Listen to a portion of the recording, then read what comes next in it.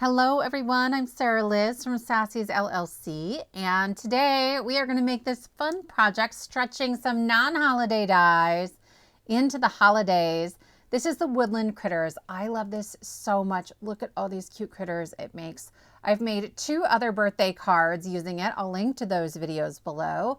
And then here I have this light up shaker birthday card using the shaker birthday candles. It makes 3 separate candles, 3 different sizes of gifts.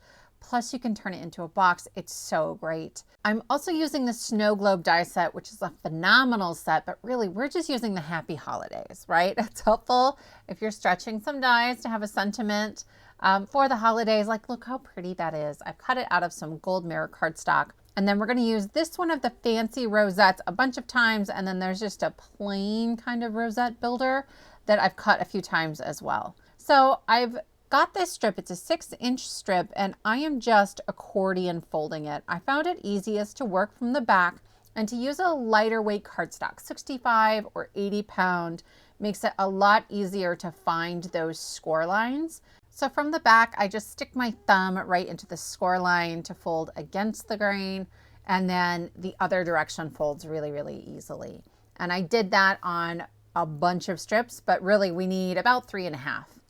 I've cut a handful of circles for my project. The largest are 4 inches. And so I need a rosette that's going to go outside that 4 inches.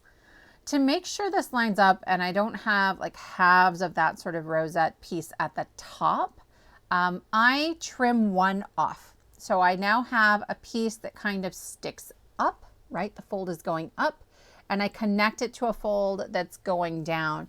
And I am sort of seamlessly connecting these 2 strips for my rosette. So I'm going to do this again, right?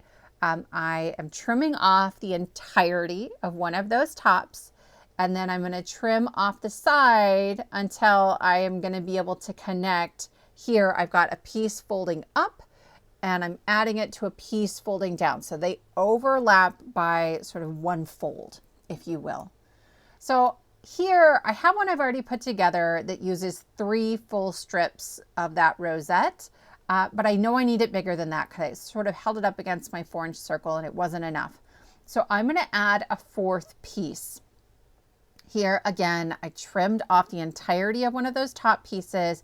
I'm going to add glue to the piece that folds up and tuck it behind a piece that folds down. I hope that makes sense. Okay. So now I'm going to do something I maybe wouldn't do if I did this all over again. I'm going to connect the whole thing in a circle. When you're making a larger rosette, you can do that and it works pretty easily. You just kind of make the whole circle and then scrunch it together.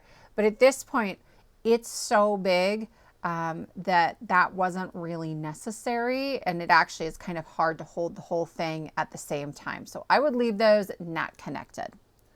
I have a 4-inch white circle out of some heavyweight cardstock, and I'm gluing a 2.5 piece of just printer paper on there because I want it to give me a guide on where to put my rosette, like how far in, so that what's sticking out from my ornament is going to be equal all the way around.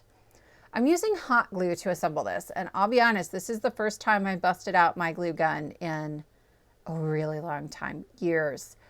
You can do this without a hot glue gun. The one I showed you before, I put down some double-sided adhesive so I would have instant grab, and then I also used my Nuvo Deluxe adhesive so that when it dries, it's held really, really, really well. It just means you need more patience, right? It takes longer for it to grab. Here, I'm just adding hot glue right around that sort of 2.5-inch circle on the inside, and trying to make sure the pleats are even as I'm going around. And so here I get to the end and I've got more than I need that's left. So I ended up cutting it apart anyway. So that's why I was saying I maybe wouldn't glue those together before you start. And I am just trying to make sure I'm lining up like I did before. So I'm not cutting one of those sort of flowery pieces on the top in half.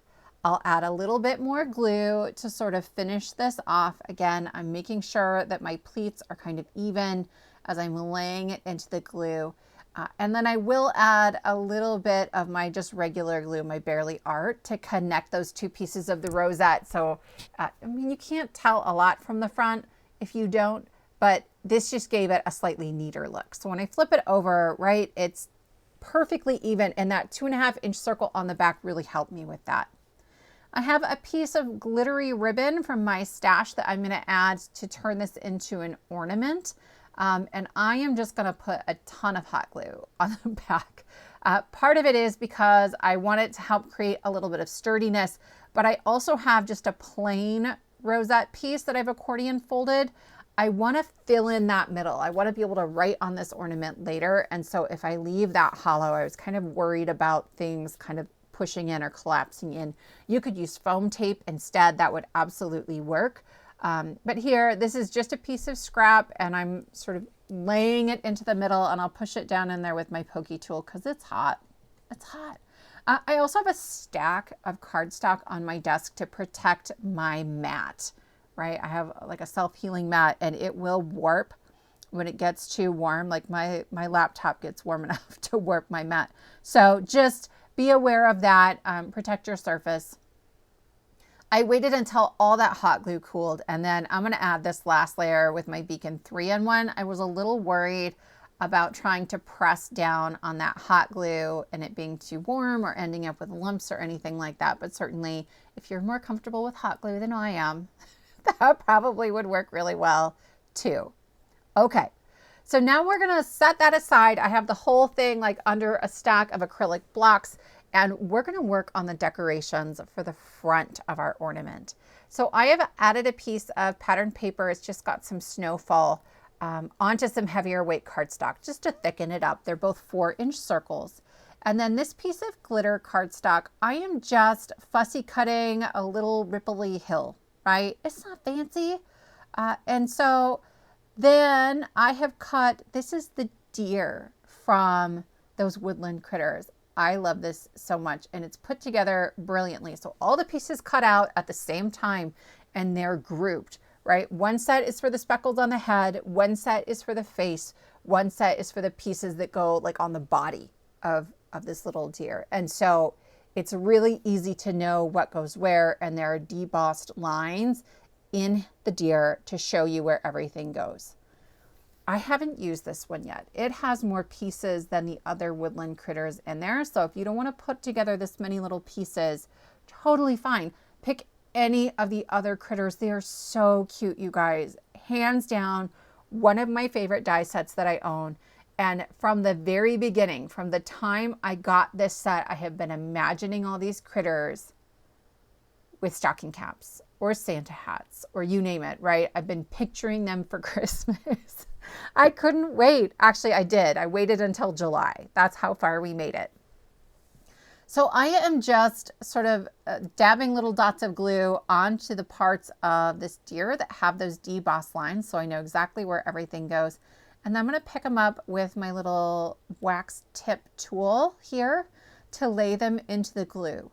One of the things I do when I'm cutting out really detailed pieces like this, where there's lots of little pieces, is I run the die through. I have my cardstock, okay, die, and then cardstock, and then underneath that, I have a piece of watercolor paper. It's just a scrap from something else that I cut down.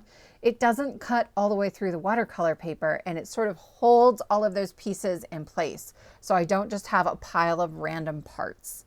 All right, so give that a try if you haven't tried that before.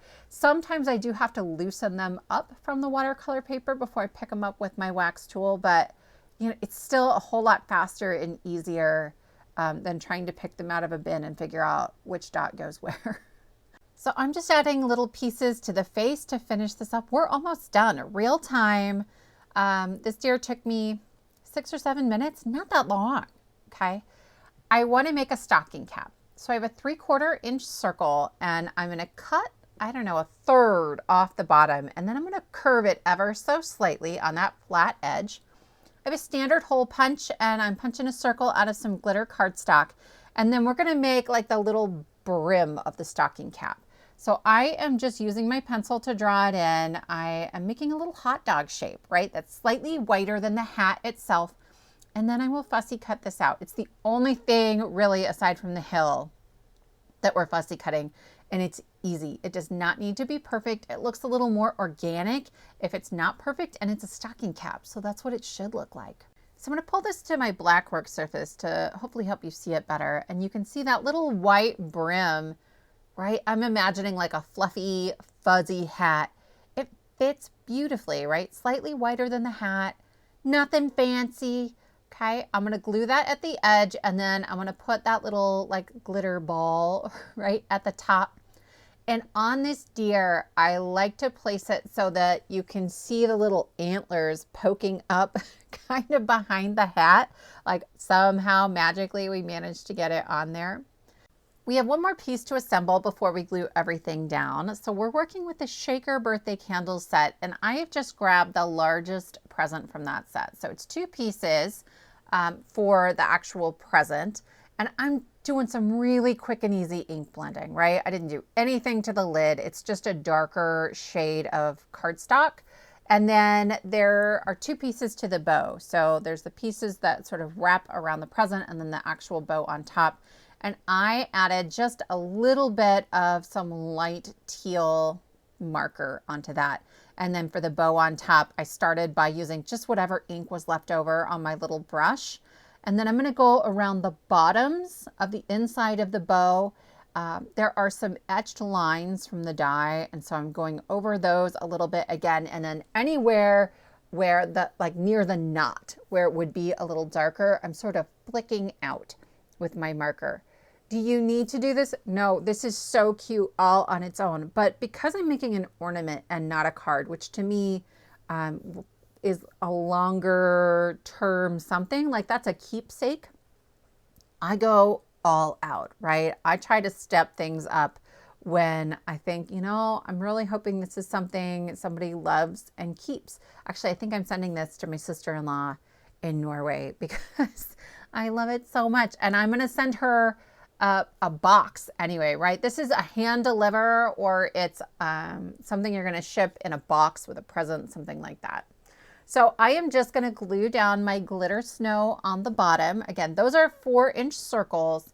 And then I'm trying to get the position of everything before I lay down my sentiments. So I'm going to put happy on top and holidays on the bottom. That same snow globe set also has a Merry Christmas that is really, really pretty.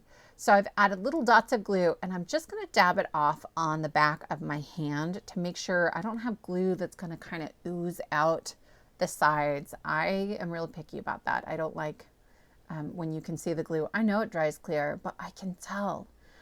Next, the bottom piece I'm going to do with my Nuvo Deluxe adhesive. It doesn't have as fine of a tip, especially mine, because it got clogged and I had to do a little surgery on it.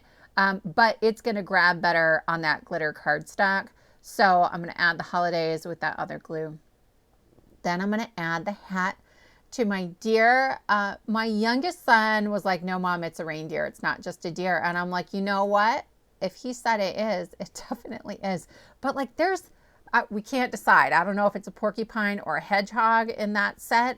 He is also stinking cute with a little hat on him. There's an owl, a squirrel, the fox. The fox is beautiful and not a lot of pieces. He comes together super quickly, right? Add any of the animals here and it's going to be adorable. And then I'll add my glue as well. Again, the deluxe adhesive just because it's overlapping some of that glitter cardstock. We're going to add this to our rosette that's been drying with some bricks on top of it. If you didn't want to make an ornament, I would use a 4¼ inch die to cut that same sort of dark teal, and I would do 1 circle of that behind our sort of focal point here, and then cut another one maybe out of some white cardstock and just score it, maybe 1/2 inch, 3/4 inch from the top to create a flap on the back so that it opens up like a card. And you could do it that way too. And at 4¼ inches, it'll still fit in an A2 envelope. So this design and these dies are super versatile. I would love to know in the comments below, what non-holiday dies are you using for your holiday cards? How are you getting the most out of your dies? I hope you've enjoyed this video. Please give it a thumbs up and consider subscribing. Thank you for spending this time with me, and I will see you next time.